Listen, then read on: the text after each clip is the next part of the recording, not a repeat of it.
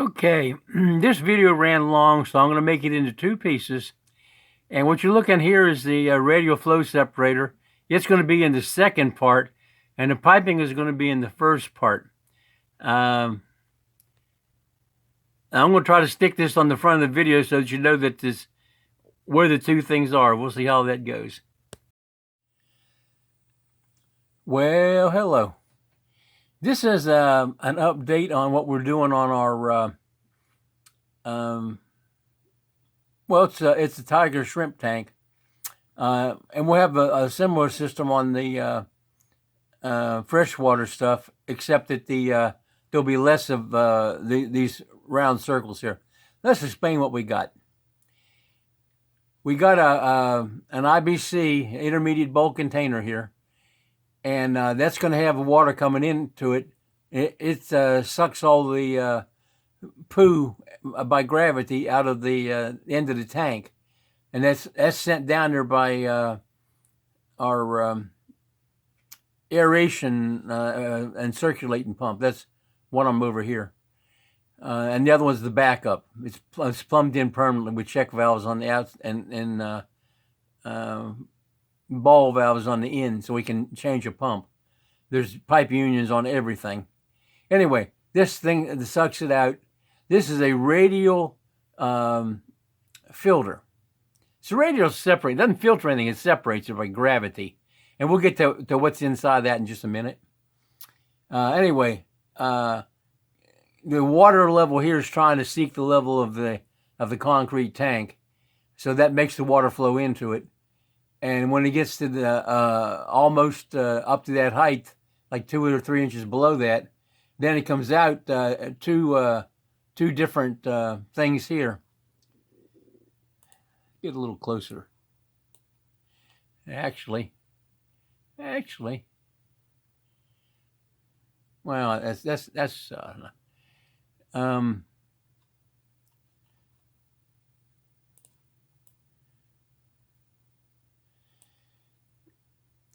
this pipe here is one of the outs, and it's got that in front of it, so I didn't go in the tank very far with it. This other one over here, there's nothing there. Down below it, clear to the bottom of the tank, this is the discharge sump for the IBC. So you have a system of piping here. It comes out of the IBC through a shut-off valve, so you can isolate this for maintenance and have the other side working. It's got a union here, so you can take the plumbing apart if you get it stopped up. Comes to a T. Oh, 2-inch pipes goes in. Everything is 2 inches in and 3 inches out, both working by gravity. That hopefully will keep things from overflowing.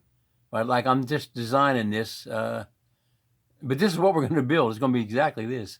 We just haven't got the walls up on the tank, and I'd be working on this. We have the floor, you know.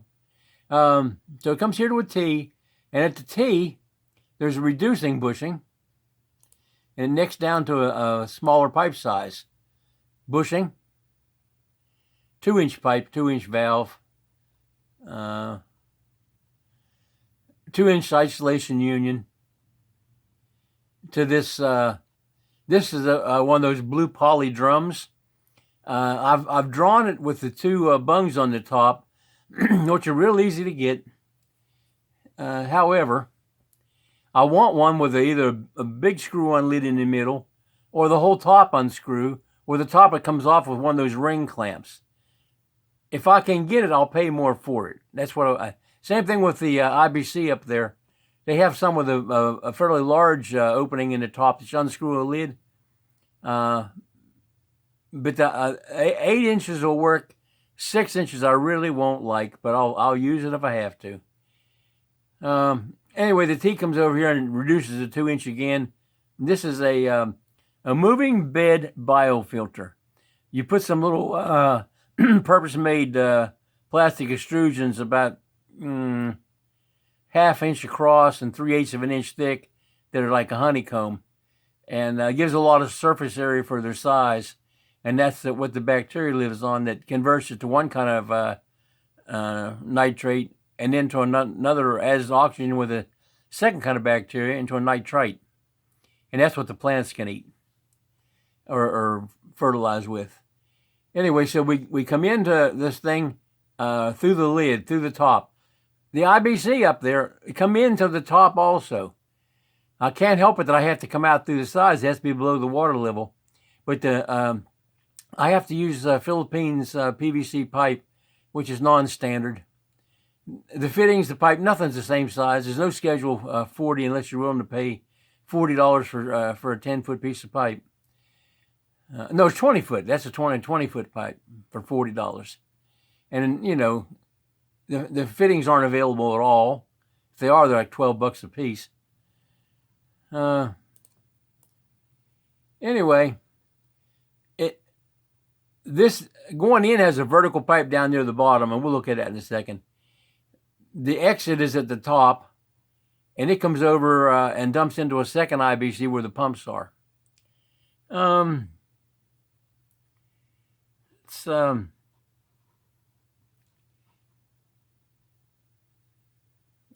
got it that time.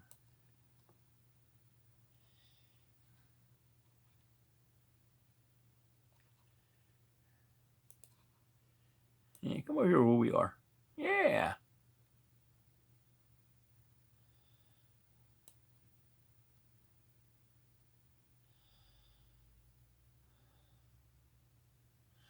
Okay. This is the same highlighted pipe as we were looking at it a minute ago.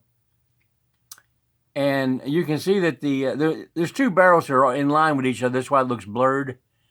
But this pipe here, that's how far it goes down into this blue poly barrel.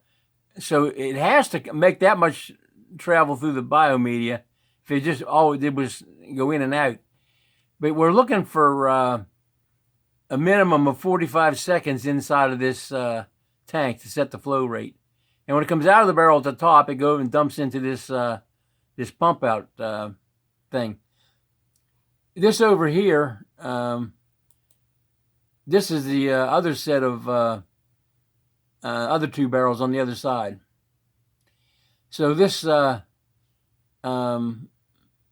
this poly tank here, it has to be above the ground by the height to the last poly tank, because everything is gravity till you get to the pump. So that sets how high the intakes have to be out of the side of the tank. We're looking for a 6-foot tall wall with 5.5 feet of water in it. So this floor to bottom here may actually have to be lower than the bottom of the tank. I don't know whether they'll do that or not, but I might. Anyway, the water comes into the bottom and goes out the top.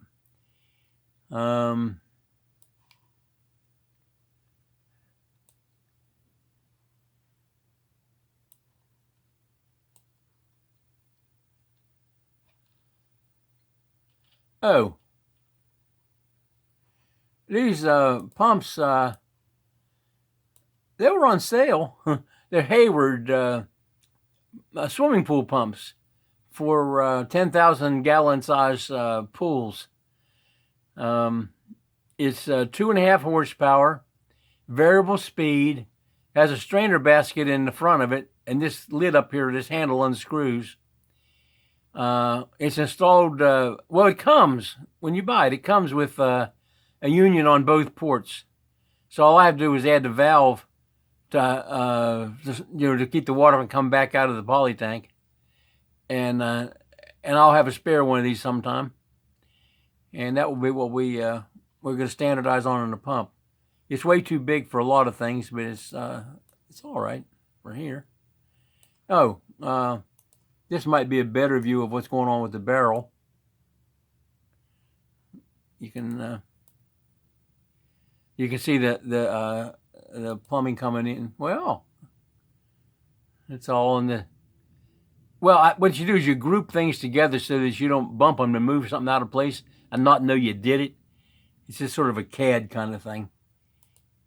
But I could have the barrels separate. I don't know why it's grouped, other than I'm clumsy sometimes, and I hit a button dragging the the mouse around and I move something, and I have to back it up. Anyway, in the bottom, out the top, unions everywhere. These pipes, of course, are not level. And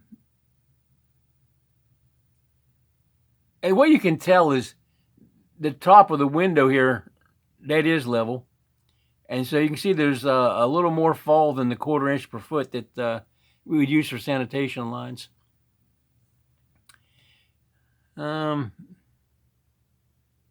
Oh, on the first IBC, it's drawn sitting level, level both ways. In actuality, we're going to jack up one side of the base about 3 inches and tilt it. And that'll make the interior base slant towards the sump, and hopefully that we'll get a lot more out when we clean it. You don't want the stuff to decompose in there. You want to drain off that sump about every 2 days. Do it longer than a week, and you're probably going to be in trouble. If you're doing aquaculture, you're in trouble. You're not so much with the plants. Let's go up here and see what we're doing.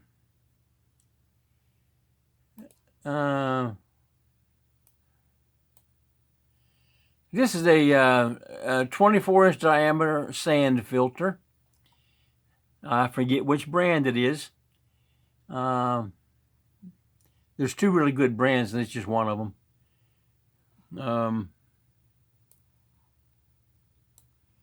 Let me see if we got a 3 view on any of this. Oh, well, we do. Is everything's drawn in 3D.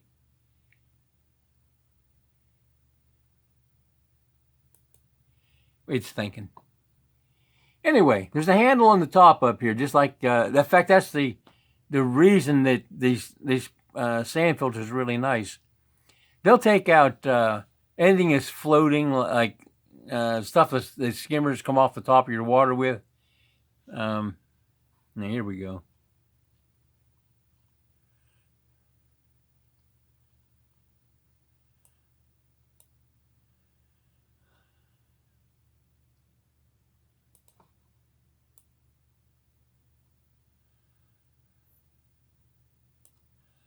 Okay, I'm wanting to go this way.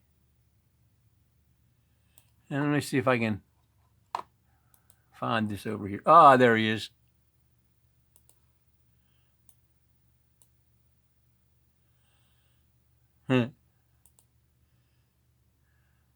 Well, it's laying on its side. Lazy thing.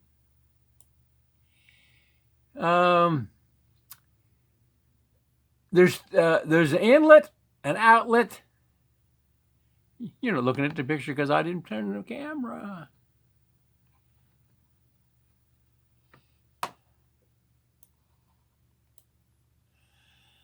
Okay, you got an inlet, an outlet, and backflush. Going down into it, there are, if I had a phantom view, you could see it. There's on the bottom of this valve, there's a conical shaped thing with slots and things around the outside that makes the water spread over the top of all the sand. So the water goes down through the sand, and in the bottom, there's like a radial fingers. There's 10 fingers with fine slots in them. And the water has to find those to get back out. It comes up a central pipe. So you have the loose space above the sand, which is only 2/3 of this reddish colored tank. The water gets spread across the surface by this diffuser to bottom of the valve, goes to the bottom, gets in them fingers, and comes back up a center pipe. So you basically have 2 ports inside the tank and 3 on the outside. The handle has up here has 6 positions. This may be a Hayward. I'm not exactly, I can't remember. You have a pressure gauge here that shows you well,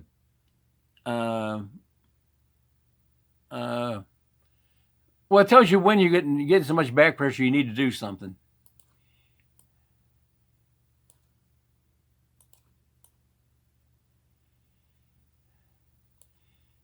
barely shown on the bottom down here.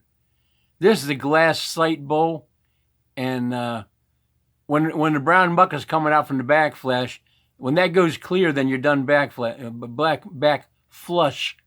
When you when the water is clear there's no use back flushing anymore, because you done got that.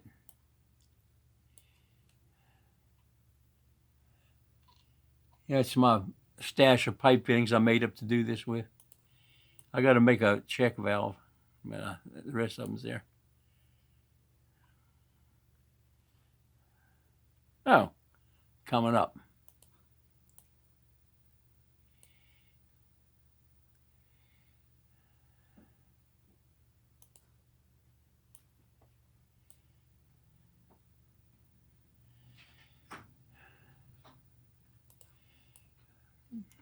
Okay, what this contraption is, it's got little tabs around the outside up here.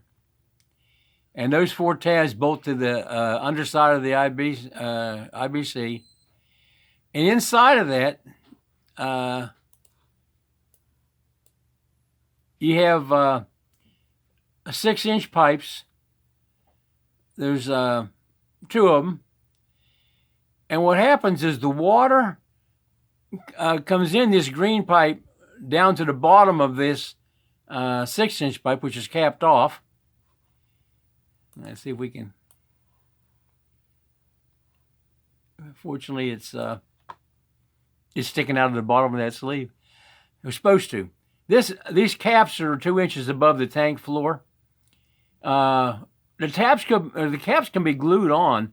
What the bolt is not really to hold the cap to the pipe. The bolt goes across to leave 1.5 inch space between the top of the bolt and the bottom of the cap. And so the green pipe is down in here, and it lands on top of this threaded bolt that goes through there. And that keeps it from getting tight against the cap. And the water comes down out of the green pipe, and it goes around and comes back up between the 2 pipes. And Bernoulli's principle, and if I wasn't doing this video on the spur of the moment because the camera was hooked up, I'd have the equations here showing how it works. But there's a relationship between velocity and area when you change from one to the other. So when we go from a 2-inch pipe to a 6-inch pipe minus the 2-inch pipe area, water slows down a lot. And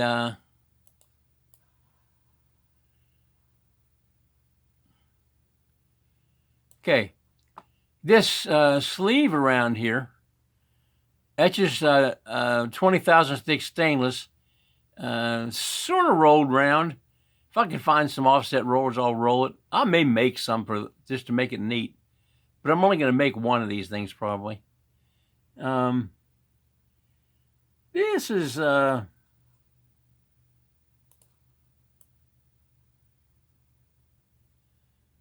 that's nice. Can't find it.